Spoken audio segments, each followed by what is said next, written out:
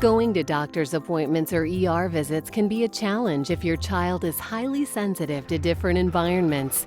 But by knowing what to expect, planning ahead, and sharing all you can with the care team, you can make these visits a little easier. Before the visit, talk to your child about what will happen. If you can, stop by for a tour.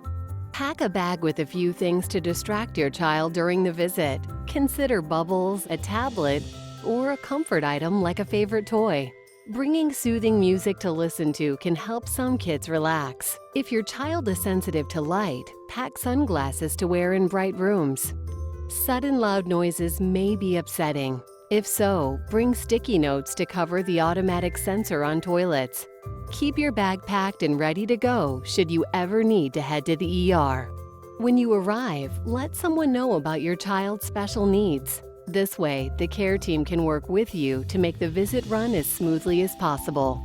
Any specific behavior or sensory needs we need to be aware of? Yes, he has a really hard time with bright lights and loud noises. Okay. Explain what bothers your child and what can help. Ask if there is a quiet place for you to wait away from others if needed. It may help for lights to be dimmed and the door to be closed. Tell the care team how your child likes to communicate with others. Talking to only one person at a time may be helpful. And some children like to be spoken to in soft voices. Do you look all a pretty color? It's got rainbow on it. Often, kids do better when they're given choices. Is it okay if I take a listen to your belly? Of course, it's hard for the care team to prepare for an emergency visit.